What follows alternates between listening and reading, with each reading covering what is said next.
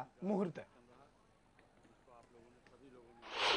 आज लक्ष्मी पूजनासाठी औरंगाबाद मधल्या हौशी कलाकारांनी धान्यापासून महालक्ष्मीची प्रतिकृती तयार केली आहे। त्यासाठी गहू, तांदूळ, मूग, हरभरा, मसूर डाळ, ज्वारी, बाजरी, उडीद, चवळी आणि मोहरीचा वापर केला गेलाय। 15 जणांनी सलग 18 तास मेहनत घेऊन 15 बाय 20 फुटांची ही प्रतिकृती बनवली।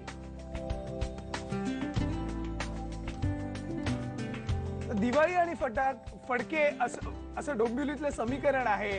गेल्या 45 वर्षांपासून लक्ष्मी पूजनाच्या दिवशी डोंबिवलीतली तरुणाई या निमित्ताने एकत्र भेटते। याचविषयी सांगतोय अजित मांढरे।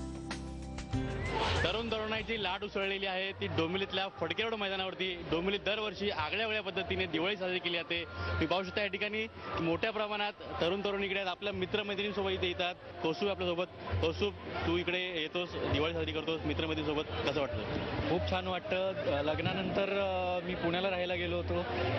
दरवर्षी तर आम्हाला यायला जमत नाही, परंतु दिवाळीचा हा निमित्त साधून आम्ही मुद्दामून यायचा प्रयत्न करतो, एवढं नक्की। दिवाळीचा पहिला दिवस म्हणजे युवा शक्ती दिन। तर सध्याच्या परिस्थितीनुसार युवा शक्ती दाखवायला आणि सगळ्या मित्रमंडळींना भेटायला तरी आम्ही पहिल्या दिवशी येतो। हा दिवस एक निमित्त असतं की सगळ्यांना भेटता येतं। त्याच्यामुळे इथलेच असल्यामुळे शाळा कॉलेजच्या दिवसांपासून आम्ही नेहमी पहिल्या दिवशी इकडे असतो फडके रोडवर। त्यावेळेला असे मोठमोठे संगीतकार, नंतर सुधीर फडक्यांच्यावर असे कार्यक्रम वगैरे व्हायचे, तेव्हा आम्ही येतो। काहीच गर्दी नसायची 1965 साली।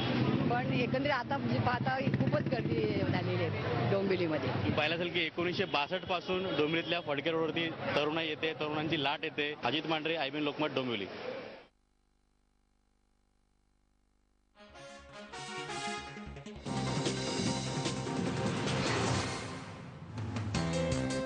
नमस्कार, मी मधुरा वेले।